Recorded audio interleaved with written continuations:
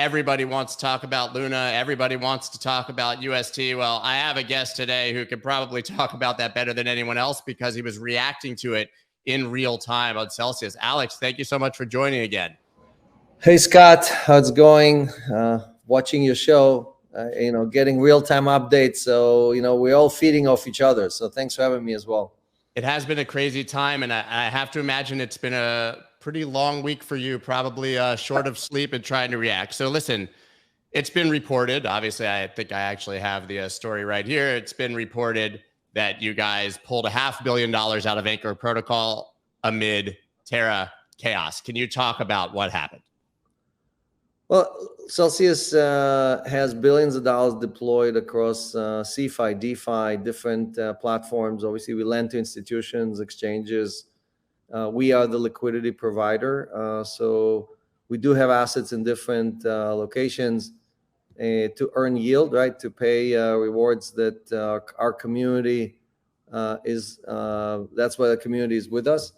And this is one of the platforms that we used. Again, we were participating in it for a while. It's not like we just found out about it or anything like that, but we had different size commitments.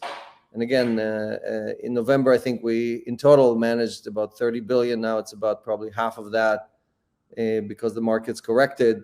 So if you look at, I know the number looks big, but in terms of our overall assets, it's actually not a very large allocation. That makes sense. But what caused you to decide to make that move? We've seen some scary stories about retail, obviously, because there's a time frame it takes, obviously, to withdraw for people. And so a lot of people were waiting for their funds to withdraw from Anchor and such and watching price tank with little to do about it. So how were you able to identify that this was actually a legitimate problem and get those assets off?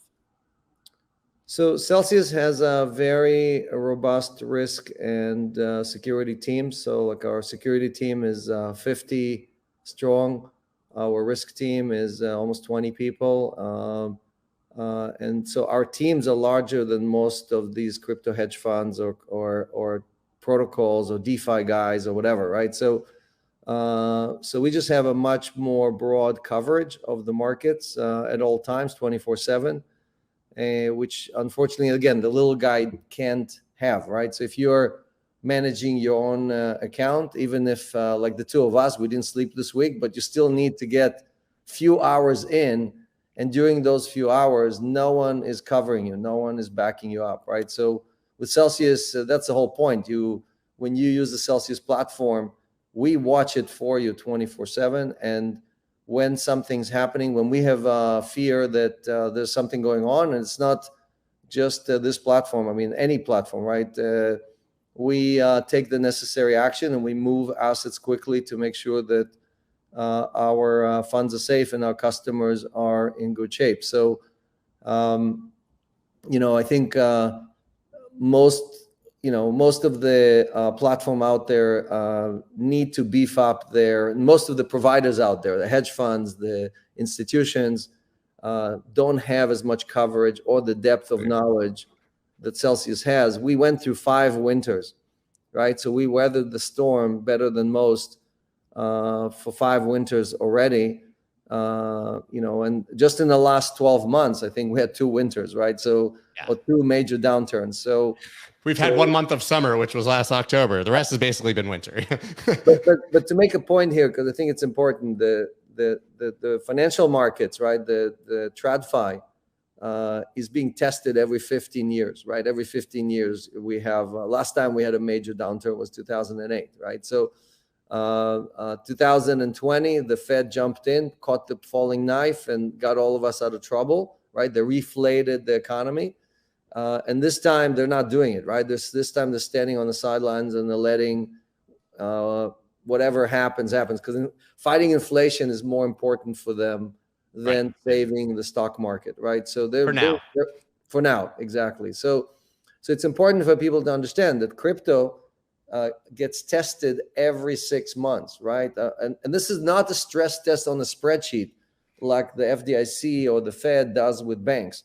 This is real life, basically deleveraging. Black swan event every 6 months. Almost, exactly. Yeah. And all the weak hands are getting taken out. All of the people on leverage get taken out.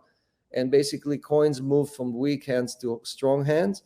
And we know after this, we know what the new basis is. So now we know 25,500 for Bitcoin, 1,850 for Ethereum is the strong support in the form of billions of dollars, right? That stepped up and bought all of that selling. Yeah. And that's how you test markets. It doesn't matter what you did on a spreadsheet. That's absolutely true. So have you had any direct contact with the Luna team or with Do Kwon or any of them? Because I know that some of the funds that were heavily invested were talking to them in real time. Well, so it was publicly published that they basically reached out to everybody, and we announced publicly that we are not involved with Luna. We have not given them any loans. We did not do these transactions unfortunately, again, look, this is a horrible situation. This is not good for the crypto community. It's obviously not good for Luna holders. It's not good for Celsius. The only people who benefited here are the people who perpetrated this, who decided to take advantage of the fact that markets were already on fire and poured gasoline on top of it and walked away with $1 billion, right? And again, the regulators, the lawmakers, the cops, of the financial community have to dig into this and see how was this allowed to happen. Because again, I think Do Kwon is a great guy, great entrepreneur, but he didn't understand when he did that transaction with his counterparty. He did not understand that he was actually giving them the fuel that they needed to basically cause all of this cascade in Luna, and it's painful. As a 8-time founder, I can tell you this is painful to watch this happen. It's such a self-inflicted wound. It's the worst kind. It's a self-inflicted wound for him, for the market in general, and it gives ammunition to regulators, obviously, to say, hey, we told you so, right? But I know you have to go in like 1 minute. I want to ask you, when you pull $500 million out of one protocol, where's it go? So look, it's important for us to have liquidity. We have billions of dollars in liquidity, both for redemptions. Like if our customers want to, we had hundreds of millions of dollars in redemptions and hundreds of millions of dollars in transfers in the last few days. And Celsius has accommodated everybody, no matter how big your withdrawal or your transfer into us. We can take, again, hundreds of millions of dollars. Very few people in crypto can handle that. And we can deploy it, right? The whole point is that we can provide the sustainable yield. Unlike DeFi, one day it's 10%, the next day it's 2%. Celsius provides a very stable yield to the entire community. But let me make a very important point to talk about the other side of the coin here on the stable coins, right? So it's important for your viewers, and I know you're very sophisticated viewers, so they'll understand what I'm talking about. But for the noobs out there, it's very important for people to understand that not everybody who calls themselves a stable coin is a stable coin. Just because you have some kind of an algorithm and you attach the word stable coin to it does not mean you are a stable coin. So we need to really separate. And Celsius supports 14 different assets that are considered a form of stable coin.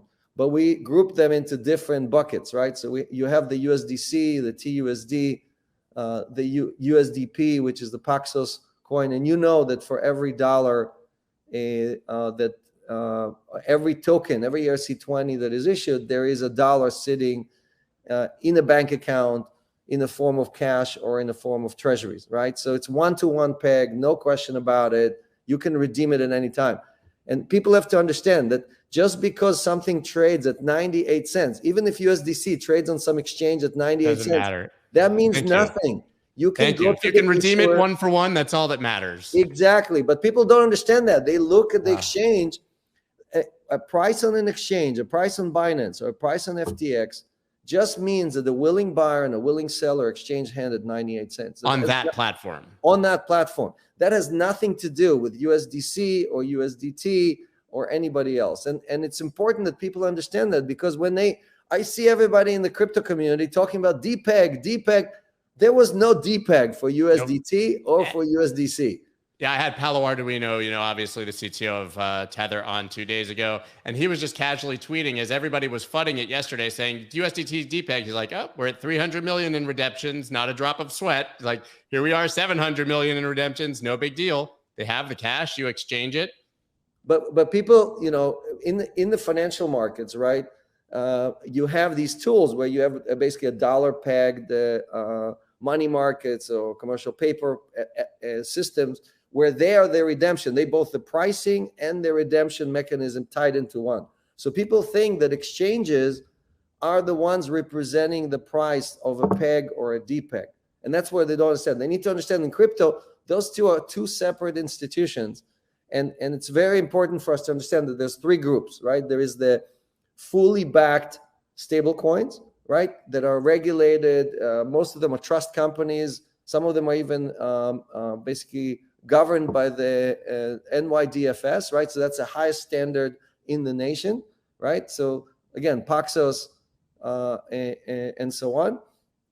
Then you have a second group, which is the over-collateralized assets, right? So Tether, DAI are over-collateralized, and you have to look, okay, what is the collateral behind it? So people give Tether a hard time, but Tether has liquid assets that are not crypto. Compared to DAI that only has crypto assets. So you tell me, which assets do you think are more volatile? Who has a better chance? Oh, we just saw it.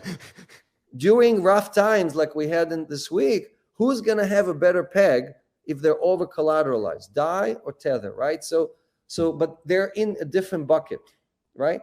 And then you have a third bucket, which is people who just calls themselves stable coins, right? And they created this or that synthetic representation.